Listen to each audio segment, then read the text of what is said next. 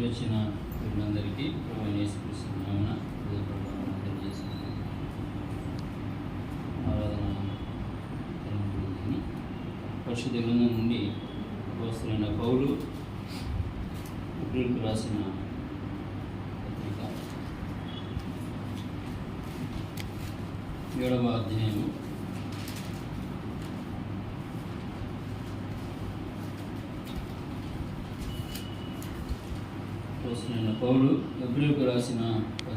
7వ అధ్యాయము 20 వచనం నుండి ఆఖరి దాకా మార్చి చదువుతుంది.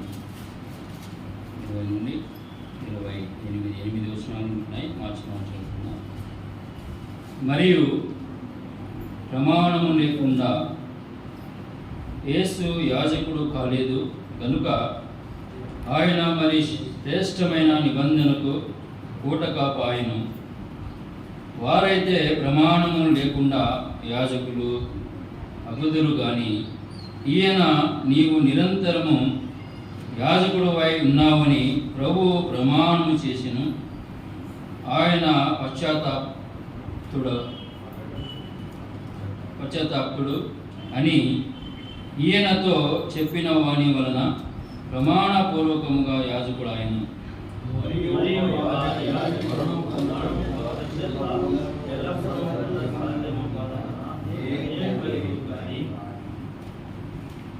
ఈయన నిరంతరము ఉన్నవాడు కనుక మార్పు లేని యాజకత్వము కలిగిన వాడు ఆయన.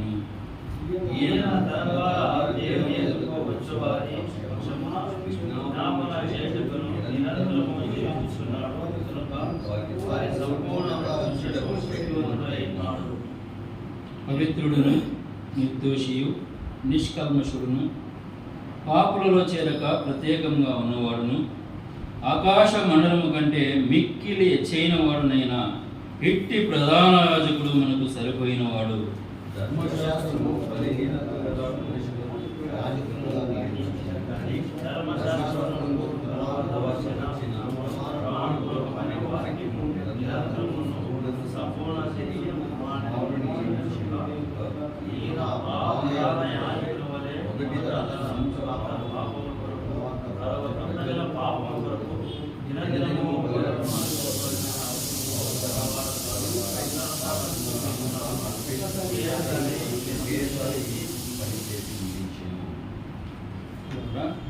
చదవబడిన భాగము అనేక మార్లు ఆయా సందర్భాలలో ఆయా దైవజనుల ద్వారా ఈ మాటలు మనము వినించున్నాము. మరియు చదవబడిన లేఖన భాగం నుండి ఆరాధన తలంపులను తలంచి ఆరాధనలో ముందు కొనసాగుదాం. ఇక్కడ చూస్తుంటున్నాము ప్రభు యొక్క ఔన్నత్యం మనకు కనిపిస్తున్నాయి. మన ప్రియ ప్రభువు ఎటువంటి వాడో 26వ వచనంలో మనకు కనిపిస్తున్నాడు. పవిత్రుడును నిర్దోషియు నిష్కల్మషుడును పాపులలో చేరక ప్రత్యేకంగా ఉన్నవాడును ఆకాశ మండలం కంటే మిక్కిలి. అవునండి, ఆయన ఆకాశ మహాకాశంలో పట్టజాలని గొప్ప దేవుడు ఆయన. అందుకే రాస్తుంటున్నాడు, ఆయన పవిత్రుడు నిర్దోషి నిష్కల్మషుడు పాపులలో చేరక ప్రత్యేకముగా ఉన్నవాడు ఆకాశ మహాకాశములు పట్టజాలని పాపులలో చేరినవాడు ప్రత్యేకంగా ఉన్నవాడు. ఆయనతో సాటి అయినదే మరొకటి లేదు పిల్లరా. అటువంటి ఉన్నతుడు ఎన్నిక లేని వారమైన మన నిమిత్తమై ఏమయ్యాడు? 20 వచనంలో మనము చూస్తుంటున్నాము. మరియు ప్రమాణము లేకుండా యేసు యాజకుడు కాలేదు కనుక ఆయన మరి శ్రేష్టమైన నిబంధనలకు కూటకాపాయను. వారైతే ప్రమాణం లేకుండా యాజకులు అగుదురు గాని అని మనం వారైతే ఎవరు అన్నాడు? మరి యాజకులుగా ఉన్నవారు పాప పర్యాంతమై గొర్రెలైకయో ఎడ్లైకయో రక్తాన్ని చిందించే యాజకులు వారికి ఏమి లేదు. ఆ యాజకులకు ఏమి లేదనగా ప్రమాణం లేదు. దేవుని చిత్తము వారి పట్ల లేదు అని మనం చూస్తున్నాం. వారు ప్రమాణం లేని యాజకుల కుదురు ఈయనైతే మనం చూస్తుంటున్నాం. మరియు ప్రమాణము లేకుండా యేసు యాజకుడు కాలేదు. ఎక్కడ ప్రమాణము చేయబడ్డాడు అనగా యెషయా గ్రంథకర్త రాస్తాడు 53వ అధ్యాయము 10వ వచనం మనం చూస్తున్నాం. అతనిని నరగొట్టుటకు యెహోవాకు ఇష్టమైన మన నిమిత్తమై ఆయనను మధ్యవర్తిగా పంపడానికి తండ్రికి ఇష్టమైంటున్నారు. మన నిమిత్తమై ఆ ప్రియ ప్రభువును, ఆ ముద్దు కుమారుని, తన ఏకైక కుమారుని మన నిమిత్తమై పూటకాపుగా పంపడానికి తండ్రికి ఇష్టమైనట్టుగా మనం చూస్తుంటున్నాం. ప్రమాణము చేయబడిన ప్రియ ప్రభువుగా మనం చూస్తుంటున్నాం. మరి శ్రేష్టమైన నిబంధనకు పూటకాపు ఆయన.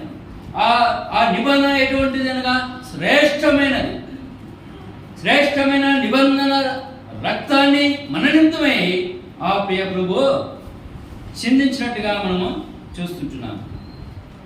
ప్రమాణము లేకుండా యేసు యాజకుడు కాలేదు. అదే మాట మనము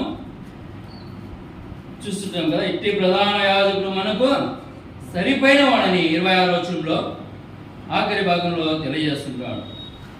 పవిత్రుడును, నిర్దోషియు, నిష్కల్మషుడును, పాపంలో చేరక ప్రత్యేకంగా ఉన్నవాడును, ఆకాశ మండలం కంటే మిక్కిలి హెచ్చైన వాడునైనా ఇట్టి ప్రధాన యాజకుడు మనకు సరిపోయినవాడు.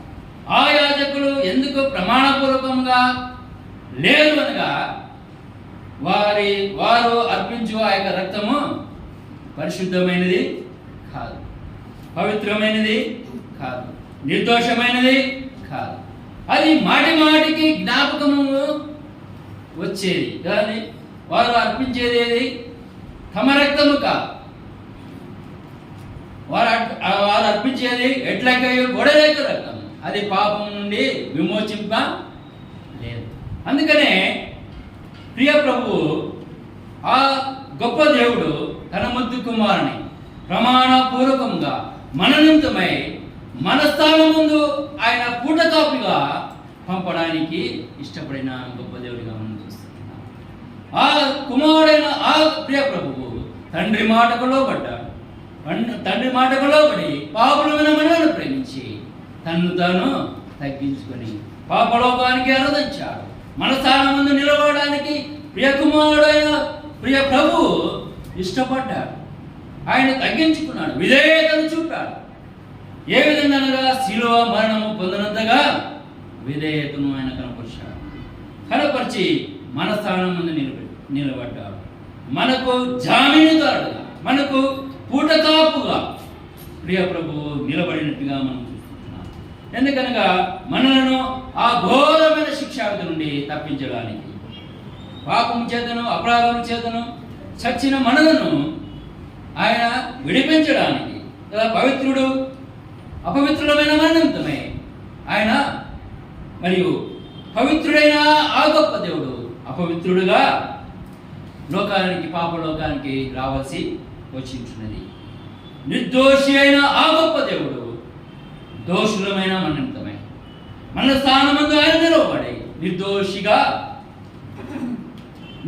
అయిన ఆ గొప్ప దేవుడు మన నిమిత్తమై దోషిగా మారేట్టుగా మనం చూస్తుంటున్నాం. నిష్కల్మషుడు అయిన, కల్మషంతో కూడిన మన నిమిత్తమై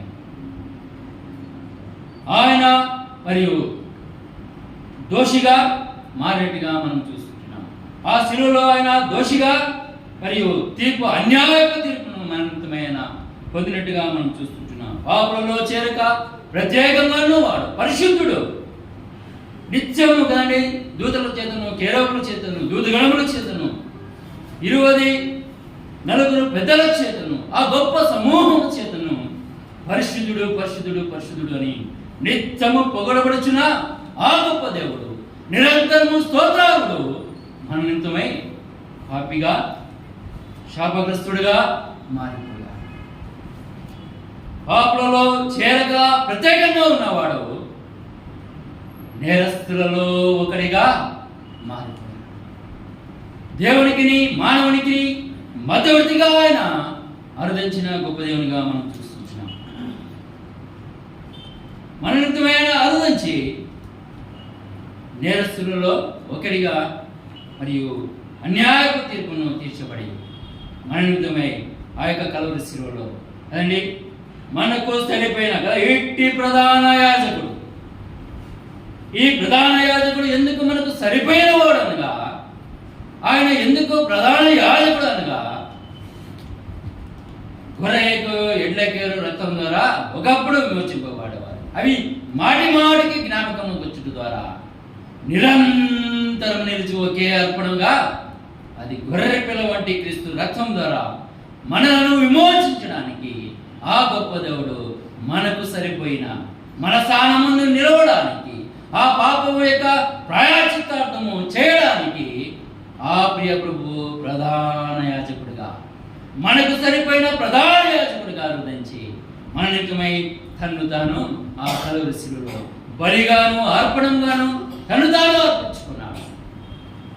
తనకున్న ప్రశస్తమైన అమూల్యమైన పరిశుద్ధమైన పావనమైన ఏ మచ్చడాపని రక్తాన్ని ఆఖరి రక్తపు బొట్టు సమస్తమును దారుగా కాచి ఆ పరిశుద్ధ రక్తం ధర మనలను విమోచించాడు. నిజముగా శిలువలో వేలాడవలసినది మనము అయితే, శాపగ్రస్తులమైన మనం అయితే, మనకు బదులుగా మన స్థానమందు ప్రియ ప్రభు ఆయన ఆ కలువరి శిలువలో వేలాడదీయబడ్డాడు. భూమికిని ఆకాశానికి మధ్యన ఆయన వేలాడదీయబడ్డాడు. కడుపు పిల్లరా, మరణానికి పాత్రమైన మరణం, ఆ మరణం నుండి అఘోరమైన మరణం నుండి మనం తప్పించడానికి మరణం యొక్క బలాన్ని అణిచివేసిన గొప్ప దేవుడిగా మనం చూస్తాం. అట్టి గొప్ప దేవుని, అట్టి ఉన్నతుడిని, అట్టి పవిత్రుడిని, అట్టి మరియు పరిశుద్ధుడిని ఉన్న జ్ఞాపకం చేసుకోవడానికి చేరు చెట్టుగా పిల్లలు మనం ఏమని ఆయనను మనం జ్ఞాపకం చేసుకున్నాం. ఆయన పవిత్రుడు, నిర్దోషి, నిష్కల్మషుడు, నిందారహితుడు, పాపులలో చేరగా ప్రత్యేకంగా ఉన్నవాడు. అటువంటి ఉన్నతుడు మన నిమిత్తమై దోషిగా చేయబడ్డాడు, శాపగ్రస్తుడుగా తీర్చబడ్డాడు, అన్యాయపు తీర్పును తీర్చబడిన దేవునిగా, మన స్థానమందు పూటకాపుగా నిలిచిన దేవునిగా, ఆ ఘోరమైన శిక్ష నుండి మనలను తప్పించిన దేవునిగా, మన నుండి మనల్ని తప్పించి నిత్య జీవానికి వారసులుగా, హక్కుదారులుగా మనలను ఉచితంగా ఆ యొక్క నిత్య జీవానికి వారసులుగా, హక్కుదారులుగా చేసిన దేవునిగా, అంతేకాకుండా ఆ యొక్క మరణం నుండి మనల్ని తప్పించి తన స్వరక్తం ఇచ్చి వెలబెట్టుకున్న గొప్ప దేవుడిగా, తన సొత్తుగా, తన జనాంగంగా మనను రాజులైన యాజక సమూహంగా ఆయన పరిశుద్ధ మరియు ప్రధాన యాజకుడిగా అరుదించి తను తాను అర్పించుకొని మనల్ని ఏమి చేశాడు? తన స్వరక్తం ఇచ్చుకొని మరియు రాజులైన యాజక సమూహంగా చేశాడు.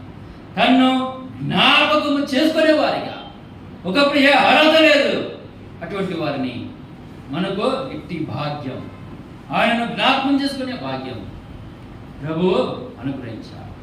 మరియు అట్టి గొప్ప దేవుణ్ణి ఎంతైనా మనము స్తుతింపబడుతున్నాం. కాబట్టి ఆ ప్రియ ప్రభువు మనలో చూపిన ఆ గొప్ప ప్రేమ, ఆ శాశ్వతమైన ప్రేమను మనము జ్ఞాపకం చేసుకుంటూ ఆరాధనలో మనము ముందుకు కొనసాగాలి.